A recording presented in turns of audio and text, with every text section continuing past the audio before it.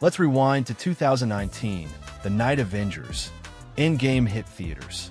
Because that was more than just a blockbuster, it was a cultural earthquake. Millions of fans packed theaters worldwide. And when Tony Stark snapped his fingers with those words, "I am Iron Man," you could feel the air leave the room. It was the perfect ending. Painful, but perfect. That moment cemented Robert Downey Jr. not just as the face of the MCU, but as the emotional backbone of an entire era of pop culture. For over a decade, Marvel had built an empire around him, from the wisecracks in the very first Iron Man to the gravity of his sacrifice in Endgame. And when the credits rolled, it felt like Marvel was closing the book on something legendary. But here's the twist: they never really closed it. Because if you look at everything Marvel has released since Endgame, there's one thing you can't ignore. Tony Stark's ghost is everywhere. Every new hero is compared to him. Every passing of the torch moment feels hollow because the shadow of Iron Man looms so large. From Spider-Man leaning on his legacy in Far From Home, to Disney Plus shows casually dropping references to Stark tech, to entire villains being tied to Tony's past decisions. It's like Marvel can't stop reminding audiences of what they lost. And that's where the cracks started to show. See, Endgame wasn't just the end of Tony's story. It was the end of Marvel's clear narrative spine. For over a decade, everything funneled back to him. He was the flawed genius, the billionaire with a heart that grew bigger every movie, the anchor that made the team-ups matter. Without him, Marvel has been scrambling. They introduced new faces: Shang-Chi, the Eternals, America Chavez, Kate Bishop, Moon Knight. But here's the reality: none of them carry the same weight. None of them command the screen in a way that makes audiences feel like they're watching the next generation of Avengers come alive. And fans notice. Box office numbers prove it. Engagement online proves it. Even casual viewers say it. It's just not the same without Iron Man. But here's the part Marvel doesn't want to admit. Maybe it never could be the same. Because in killing Tony Stark, they didn't just end a character arc. They ended the heartbeat of the MCU as people knew it. That's why you still see articles, leaks, and wild fan theories about Robert Downey Jr. making a comeback. Whether it's rumors of a multiverse variant in Secret Wars or whispers of a Stark AI, fans cling to the idea that Marvel can't fully move forward without bringing him back in some form. And the truth is, they're not wrong.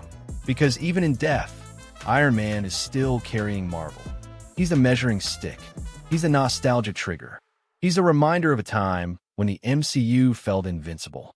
And that's exactly why Part 2 is going to hit even harder. Because Marvel's obsession with holding on to Iron Man's legacy might be the very thing stopping them from creating something new.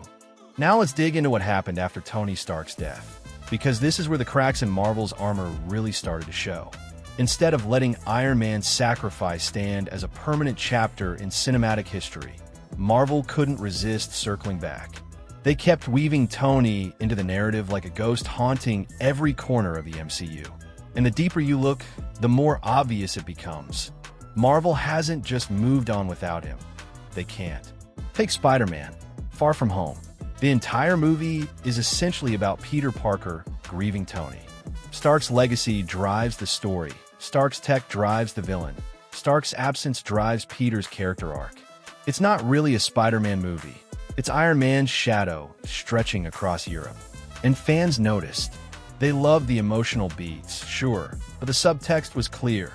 Even Spider-Man, Marvel's most iconic character, couldn't stand on his own without leaning on Tony's memory. Then came Black Panther, Wakanda Forever. Buried in the spectacle was Riri Williams, aka Ironheart. Introduced through Stark-inspired tech, complete with her own Iron Man-style suit. Marvel wanted us to believe she was the natural heir to Tony's legacy. But instead of excitement, the reaction was lukewarm. Not because Dominique Thorne did a bad job, but because fans could smell the formula. Marvel trying to fill the Stark-shaped hole without actually confronting the fact that Robert Downey Jr.'s presence was irreplaceable. And it didn't stop there. Look at Armor Wars, a project that literally started as a Disney Plus show and got upgraded to a film. Its entire premise? What happens when Tony Stark's tech falls into the wrong hands? In other words, Another story orbiting Iron Man without Iron Man. Marvel is stuck in this loop, introducing new characters, new villains, new plot lines, but always tying them back to Stark. Whether it's a drone system in Far From Home, a suit prototype in Wakanda Forever, or constant name drops in shows like Ms. Marvel or She-Hulk, the MCU keeps reminding you that Tony was here, Tony mattered, Tony built this world. And the audience feels it. Every callback lands like a subtle confession. We don't have anyone else big enough to hold this together. Now, to be fair, Marvel has tried to elevate new faces. They wanted Doctor Strange to step into the leadership role. They hoped Captain Marvel could fill the powerhouse slot. They teased Black Panther as a cultural anchor. They even tried to set up Sam Wilson as the new Cap. But here's the brutal truth. None of it has stuck. Doctor Strange is popular, but he doesn't have Tony's charisma or relatability. Captain Marvel is powerful, but she hasn't connected with fans in the same way. Black Panther's story was tragically altered by Chadwick Boseman's passing, leaving a void that no studio could have predicted. And Sam Wilson? His transition was heartfelt, but Marvel hasn't given him the screen time or gravitas to lead the charge. So what happens? Every time the MCU feels shaky, they whisper the same solution: bring back Tony. And believe me, those whispers are loud. Insider leaks, Reddit rumors, and fan theories about Secret Wars all point to one thing: Robert Downey Jr.'s return. Whether as a multiverse variant, a digital AI, or even a one-off cameo, Marvel knows that the very suggestion of Tony's comeback ignites more buzz than entire Phase 4 projects combined. But here's where it gets dangerous. At a certain point, this isn't about honoring a character anymore. It's about dependence. Marvel has leaned so hard on Iron Man's image, his tech, his quotes, his sacrifice, that it's starting to feel like the MCU never truly left 2019. And the longer they drag this out, the harder it becomes to build genuine excitement around their new heroes. It's like a band that lost its frontman. They keep touring, they keep putting out albums, but every show ends with the crowd chanting for the one name they'll never get back. That's where Marvel is right now. And what does that tell us? That Iron Man isn't just a memory in the MCU. He's the crutch holding it up. Without him, the structure looks unstable. With him, they risk repeating the past instead of writing the future. But here's the twist that Part 3 is going to unpack. Maybe that's the problem. Maybe Iron Man's ghost isn't just carrying Marvel. Maybe he's also trapping it. And this is the paradox Marvel can't escape. Iron Man isn't just the past. He's the yardstick every new hero is judged against.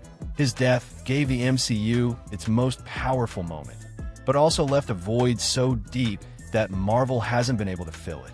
Every callback, every name drop, every rumor of Robert Downey Jr.'s return proves the same thing. The MCU is still orbiting around Tony Stark. He carries the brand from the grave, fueling nostalgia, driving fan speculation, even holding up projects that should stand on their own. But here's the catch. The more Marvel clings to him, the harder it becomes to build something new. The very thing that once gave the MCU its strength is now the chain holding it back. That's the final word. Iron Man's legacy is Marvel's greatest triumph, its greatest curse.